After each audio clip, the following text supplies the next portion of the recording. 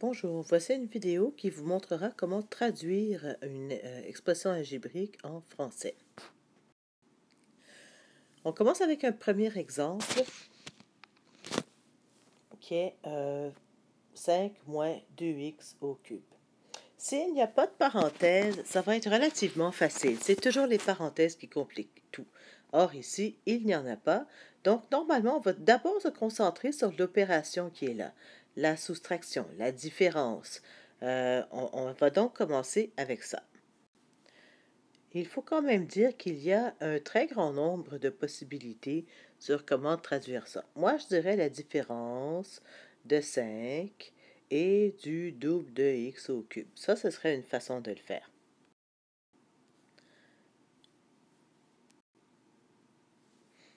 Ou encore la différence de 5 et du double du cube de x. Tout ça, ça veut dire la même chose.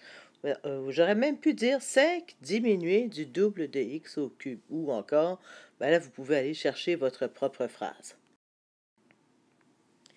La difficulté, ça va être de traduire lorsqu'il y a des parenthèses. Il faut donc s'imaginer que les parenthèses, ben, c'est comme une gousse d'ail. Oui, une gousse d'ail. Je n'invente rien. Il n'y a qu'à regarder un petit peu à quoi ça ressemble une gousse d'ail. On voit ici qu'il y a ce qu'on appelle la chemise ou la pelure. Ben, imaginez-vous un parallèle. La pelure, la chemise, ce sont les parenthèses. Ça signifie que lorsqu'on veut traduire une expression algébrique avec des parenthèses en français, il faut s'occuper d'abord de l'opération qui se trouve à l'extérieur des parenthèses. Vous me direz, mais madame, il n'y a pas d'opération à l'extérieur des parenthèses.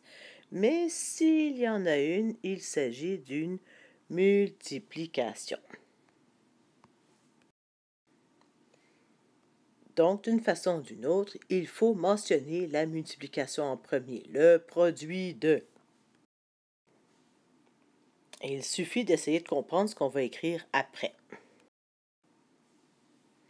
La deuxième étape dans le parallèle avec la gousse d'ail, alors on a parlé des parenthèses à l'extérieur qui sont représentées par la pelure, et là, ben, comme vous disent tous les grands chefs français, ils disent qu'il faut enlever le germe vert.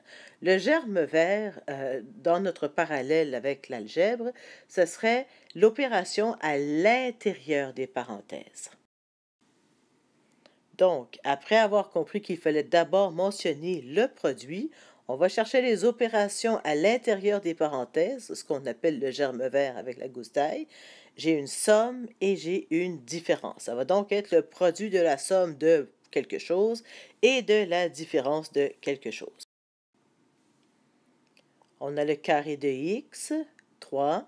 On a 12 et x.